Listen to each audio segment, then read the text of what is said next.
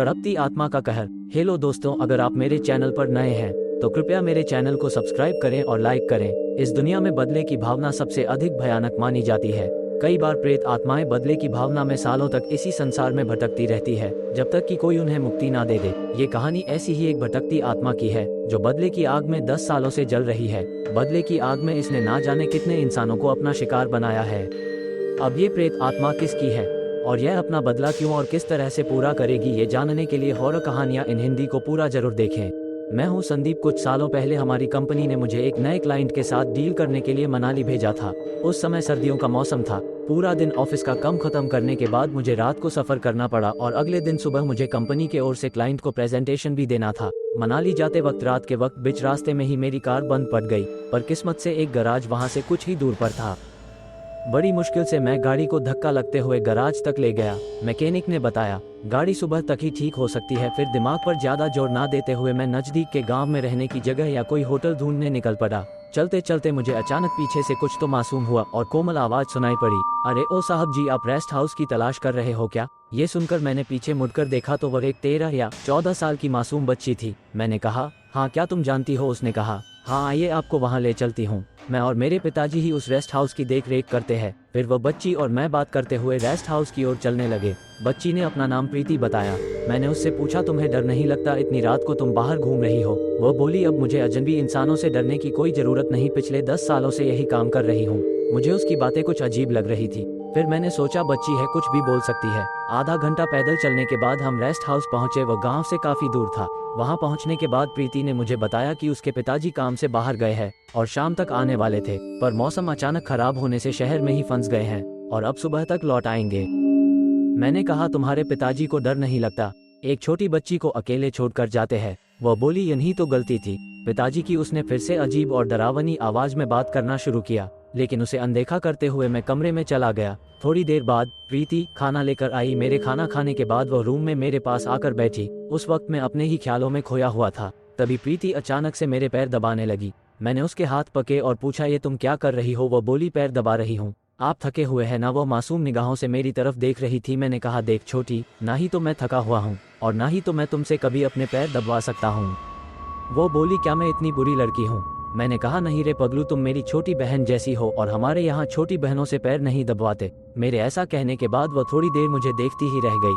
उसके चेहरे पर मुस्कान थी। वह बोली, क्या सच में आप मुझे अपनी बहन मानते हो? मैंने कहा, हाँ बिल्कुल, और अब से तू मुझे ये साहब जी नहीं भैया बोला कर, ठीक है? मैंने कहा, अरे पगली तू रो मत, मैं सुबह तेरे पिताजी से बात करूंगा, फिर सब ठीक हो जाएगा। प्रीति बोली, सब ठीक हो गया है भैया। मुझे उसकी बात समझ नहीं आई। मैंने कहा, सब ठीक हो गया तो रो क्यों रही है? वह बोली, ये खुशी के आंसू हैं। मैंने घड़ी पर नजर डाली तो रात के 2 बज रहे थे। मैंने उसे कहा, चल अब रात बहुत हो गई है, सो जा। वह रूम के बाहर जाने लगी तो मैंने उसे रोका और कहा कि तू यही बेड पर ही सो जा, नहीं तो मैं नाराज हो जाऊंगा, क्योंकि तू बाहर अकेली रात भर डरती रहेगी। मेरे ऐसा कहते ही प्रीति मुझे मना नहीं कर पाई। मैं उसे बेड पर सुलाकर खुद आराम कुर्सी पर सो गया। कुछ देर तक मैं प्रीति ने बनाए हुए हादसे के बारे में सोचता रहा। फिर मुझे याद आया कि उस हादसे वाली लड़की का नाम उसने बताया ही नहीं।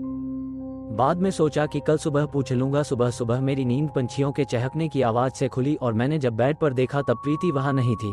दरवाजा खुला था। मुझे लगा शायद वह बाहर अपने पिताजी के आने का इंतजार कर रही होगी। फिर मैं ताजी हवा खाने और प्रकृति को निहारने के लिए बालकनी में गया। वहां से नीचे देखा तो गांव के कुछ लोग इमारत के नीचे खड़े थे और सभी मेरी तरफ आश्चर्य तथा डर की भावना से देख रहे हैं। मैंने उन सभी को हाथ जोड़कर राम राम किया। उनमें से सबसे बुजुर्ग आदमी ने मुझे इशारा करके नीचे बुलाया। जब मैं नीचे पहुंचा तब उस बुजुर्ग ने पूछा, तुम कौन हो और यहाँ पर क्या कर रहे हो?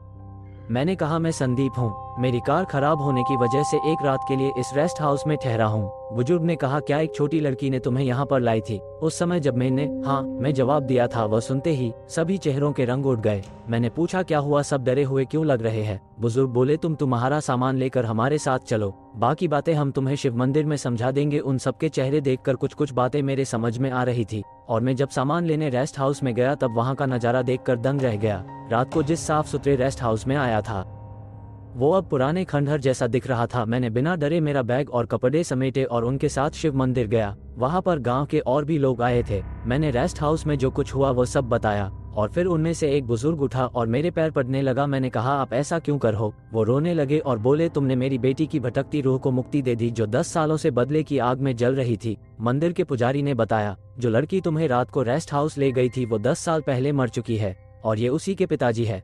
उसी रेस्ट हाउस में प्रीति की रूह ने ना जाने कितनों की जाने ली, पर तुम अच्छे इंसान हो संदीप। तुमने उसे विश्वास दिलाया कि इस दुनिया में अच्छे लोग भी होते हैं।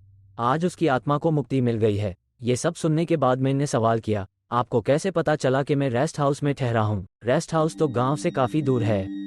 उन्होंने मंदिर के तालाब की ओर इशारा करते हुए कहा, प्रीति ने उस तालाब में कूद के आत्महत्या की थी। 10 सालों से तालाब में कोई कमल का फूल नहीं खिला।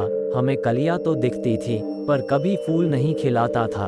और हर उस आदमी की लाश इसी तालाब में से सुबह हम निकालते थे, जिसकी नीयत उस 13 साल की लड़की पर खराब होती थी। और आज ये तालाब 10 सालों के बाद कमल के फूलों से भर गया है। इस तरह से सुबह की पहली आरती लेकर मैंने गांव वालों को अलविदा कह दिया और अपनी गाड़ी लेकर मैं मनाली चला गया। यदि आपको वीडियो पसंद आया तो कृपया अधिक वीडियो के लिए मेरे चैनल को सब्सक्राइब करें। धन्यवाद।